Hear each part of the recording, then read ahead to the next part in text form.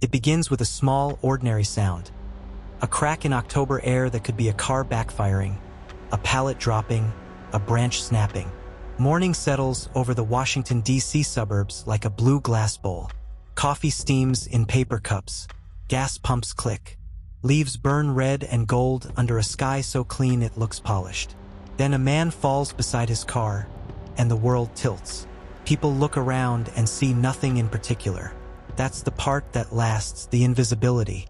A shot without a face. A feeling without a source. Is it random? Is it a grudge? Is there a pattern hiding in the quiet? And who chooses an entire city for a hunting ground? By nightfall, newscasters say the word sniper. The syllables land with a weight that makes parking lots feel like fields. At school pickup, parents crouch out of an instinct older than language. At gas stations, customers stand behind open doors as if a thin sheet of metal could be a shield. Ordinary life keeps moving, but it learns to hold its breath. Across jurisdictions, a task force forms. Phones ring until the batteries die. Analysts pin maps and draw circles that look like ripples from a thrown stone. The promise to the public is careful and steady. We will find the person doing this. But what investigators found next would change everything. The first week is a storm with no clouds. One shooting, then another. Early morning, late evening, high noon. No warning. A father doesn't come home. A student's backpack waits by a door that doesn't open. A landscaper's leaf blower hums to no one. These details are small and domestic. The loss they contain is oceanic. Police stretch tape that flutters in indifferent wind. Reporters speak in the flat tone tragedy demands. Parents invent new rituals. Kids memorize the color of their parents' shoes so they can find them by looking down. At dinner tables, a new vocabulary appears. Cover, line of sight, zigzag. It sounds like a game until you remember why you're saying it. Investigators begin the math. Distance, angle, caliber, cadence. Ballistics, the quiet science, whispers consistency. One weapon, a rifle, shots from farther away than the human mind likes to imagine in places it expects safety. That paradox is the weapon too. The message reads, no place you rely on is guaranteed. If you were hunting a hunter, where would you set your trap? At the edges of his comfort? At the center of his pride? But what investigators found next would change everything. A rumor takes root. A box truck, a white van, a work vehicle with ladders strapped like ribs. Busy people remember busy shapes. Confirmation bias grows like ivy. Soon, 1,000 white vans haunt the collective imagination. Officers pull them over in polite waves. Drivers show logbooks and delivery slips and faces that say, I've been working since dawn. Task force leaders ask the public not to fixate on a single silhouette. The real clues obey physics and time, not rumor. Still, fear loves a costume. Eyewitness calls flood the lines. That van, this van, maybe both. The grid of the city clogs with false alarms, and every minute spent on a mirage is a minute the real thing keeps moving. Then a different hint surfaces near one scene. A message, perhaps, a card with symbols people know from novelty and movies. Did the killer speak? Is he taunting? Or did someone plant theater to make the water muddy? Analysts mark it, but they do not let a riddle become a steering wheel. In kitchens, radios stay on through the night. In bedrooms, parents stand at windows and trace routes that avoid open ground. The air has the nervous electricity of a thunderstorm you can't see. But what investigators found next would change everything. Statistics cannot carry what families carry. One kitchen has a chair that will never scrape across the floor again. Another holds 3 mugs, one for coffee gone cold, one for tea that wasn't made, one for the visitor who says I'm so sorry in the only way humans know. Coats remain on pegs, keys by doors, a small domestic museum to what should have been. Churches, mosques, synagogues fill with soft-voiced crowds. Candles make rivers of light. A pastor says, "We are not built to understand this." And the room breathes together. Strangers exchange nods that mean the same 4 words. Me too. I'm scared. Detectives sleep in shards. They hug their children at the door, then step back into rooms with maps on the walls and pushpins like tiny red trees. They speak across jurisdictional boundaries in a single voice. Calm public guidance hides private urgency. Be alert, be patient, be careful. The killer keeps selecting the places people trust. The pump, the bench, the short walk between door and driver's seat. He writes without words. The ordinary is not safe. That sentence is its own violence. If you were the city itself, how would you fight a sentence? With memory? With vigilance? With a net made of neighbors? But what investigators found next would change everything. The hotline learns a voice. Tense posturing, maybe two voices braided into one. Demands hint at money or recognition, then veer. Pronouns slip. I becomes we. Investigators record, parse, compare. Could this be a pair? A duet is harder to imagine, but the hints are there. Divided labor, complementary strengths. A mentor's rhythm matched by a younger echo.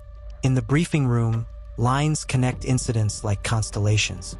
Timestamps and travel times sketch a possible route. Someone circles the region on the map and says, they know this place, or they're fast learners. Someone else points to gaps on the calendar. Something is moving them: money, boredom, fear, or pride. The public becomes a second task force. A barista who noticed a car that idled too long. A night shift nurse who saw someone crouch in a trunk-shaped shadow. A clerk who remembers a username on a calling card. Most tips are noise. A few have edges. The region's sleep turns thin. At breakfast, a child asks, "Is school safe?" A parent answers with practiced steadiness, "Yes, and we're careful." Gas is bought at odd hours. Errands compress into single stops under solid roofs. Control becomes the day's quiet superstition. Then, from the blur of calls, something with a shape appears. Not a van, not a rumor. An older, rain-colored sedan people stopped truly seeing years ago. But what investigators found next would change everything. The car is a boxy veteran of American roads, the kind you inherit from an uncle and forget to sell. Perfect for a hunter who wants to be a shadow. Analysts consider a terrifying practicality. Shoot from the vehicle, never leave it, vanish by staying put. If you cut a hole where no one looks, hidden by geometry, disguised by taillights, you can turn a trunk into a blind and a city into a field. The idea chills even seasoned cops because it isn't genius. It's rehearsal. Park, breathe, aim, exhale, close, drive. Do it again. Method mistaken for magic. The focus shifts. Forget the white van. Find the blue ghost. Patrol cars widen their gaze. Rest stops become quiet theaters. Waffle houses at midnight become observation posts with coffee. Families try to practice normal. A teacher invents indoor recess. A soccer league moves games earlier under longer shadows where people feel less exposed. Vigilance becomes a team sport, grim but necessary. Across the river, someone notices a car like the description and writes down a plate with a shaky hand. A call slides into the task force queue. If the car is right, then a name is not far behind. And a name, once spoken, opens a door into a life. Addresses, registrations, photographs where people look as ordinary as daylight. But what investigators found next would change everything. If you're still here, subscribe, because stories like this deserve more eyes and more voices. Behind the car emerged two paths that crossed. An older man with grievances hammered into creed.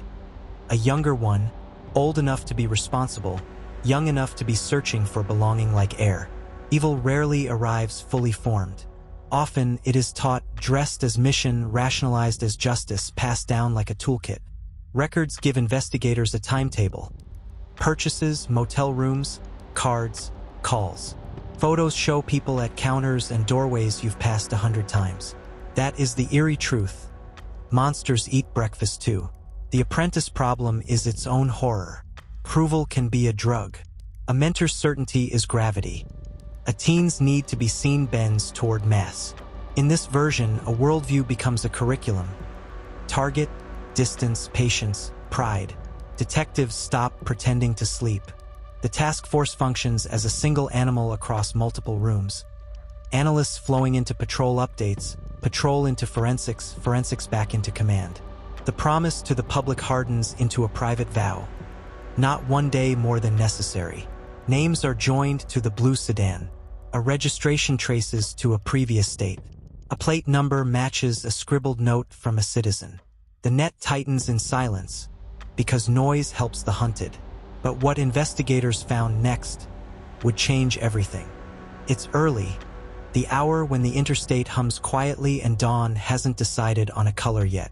A trooper passes a sedan with two shapes slumped as if asleep. The plate number walks out of the radio and sits in the trooper's chest like a new heart. Backup is called without drama, because drama is a luxury. The stop becomes a choreography learned over years. Establish distance, build a perimeter, speak with command crafted to cut through panic. Flashlights stretch thin beams across glass. The air tastes metallic, like a penny on the tongue. A quiet courage moves across the asphalt in soft-soled steps. Cuffs click. The radio breathes relief that sounds almost like a sigh. The net that took weeks to weave tightens with a last knot. In living rooms miles away, people feel it before they hear it. Something in the atmosphere loosens. The sedan's secret is no longer a rumor. The trunk is not just storage. It is a room pretending to be emptiness, engineered for a line of sight no one should need. Evidence waits, boring, chilling, methodical. Not gore, not spectacle, just intention, polished by repetition. The capture is not the end. It is a doorway to the ugliest part of the question. Why? How? What story did they tell themselves to make this bearable in their own minds? But what investigators found next would change everything. The best evidence whispers. Rifling marks that harmonize, casings that rhyme across scenes, distances that compute with unpleasant elegance. Receipts sharpen into timestamps that join hands with traffic cameras. Phone records hum the same melody as gas purchases. Fibers do what fibers do, show up where they shouldn't, in patterns that resist coincidence. The car yields its small betrayals. A place to lie where no one fits unless they have practiced. A slit where a bullet can leave without anyone noticing the source. Tool marks that speak of repetition. It isn't brilliance that wounds a city. It is a schedule. For families, the legal process is a second storm. Hearings slice the calendar into reopenings of pain. Journalists do their best to be careful. Most succeed. The region exhales in stages, lungs relearning capacity. Detectives visit the places where it happened and stand alone for a moment. Some say a quiet promise. Some say nothing. They understand what the public knows now too. The antidote to terror is not abandoning the ordinary, but protecting it together. Questions linger with teeth. Were signals missed? Could it have ended earlier? Hindsight offers neat answers it did not have the burden to test at the time. Reality keeps gray, but what investigators found next would change everything. We reach for words like motive to hang this on: revenge, delusion, crusade. The truth may be smaller and more corrosive. A hunger for control dressed up as a cause. Grievances reheated until they boil. A mentor so sure of his story he can sell it. A teenager so eager to belong he buys it. In filings and interviews, phrases appear: training, instruction, repetition. One mind sets the metronome, the other keeps time. The pair becomes a mirror that reflects only itself. From the outside, it looks like cruelty. From the inside, it pretends to be purpose. The public wants an answer that satisfies. The case gives a dozen partials. None will do. So we shift the focus to the counterweight. Neighbors who searched, teachers who studied classrooms, patrol officers who worked one more overnight, analysts who found the shape in the noise. Evil looks huge when it's alone on the screen. Zoom out and you see everything that opposed it line by line. Courtrooms deliver their own gravity. Wood, flags, silence, the choreography of standing together. Verdicts land. Sentences are pronounced. Relief arrives carrying a bag of ground glass. Justice is real. It is also bounded by law. It cannot rewind time. But what investigators found next would change everything. The case becomes a chapter in training manuals and academy lectures. Avoid fixation on the wrong vehicle. Share across jurisdictions like it's one department. Trust ballistics and time more than rumor. Respect the first minutes at a scene. Remember that a citizen's small observation can turn the key. Young officers take notes without knowing yet which line will save someone. Parents keep some habits because fear taught them muscle memory. Bend low when buckling a child, pick pumps under canopies, scan and move with purpose. Not paranoid, not paralyzed. Awake. Anniversaries bring back the particular October light, and with it a soft, stubborn gratitude for the officers who refused sleep, for the analysts who refused noise, for the strangers who called in a plate number and wrote it carefully enough to matter. The region's scar does what scars do. It stiffens when the weather changes, it itches on certain days, and it proves the body has healed as much as it can. The hunters lost their power the moment the city decided to share it. Neighbors with neighbors, departments with departments, strangers with strangers. Terror borrowed strength from our belief in the ordinary. The answer was never to abandon the ordinary, but to guard it together.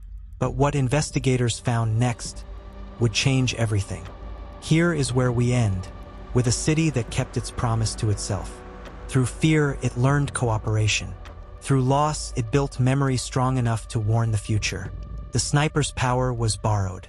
The quiet you walk through now, at a pump, a school, a parking lot under a clean October sky, was earned by thousands of small, stubborn acts of courage. If you're still here, subscribe, because stories like this deserve more eyes and more voices. What do you think happened? Leave your theory in the comments. Someone out there knows the truth. And when you feel the old instinct to hurry under open sky, let it also remind you, vigilance is a shared craft. The ordinary is still worth protecting. Together, we do.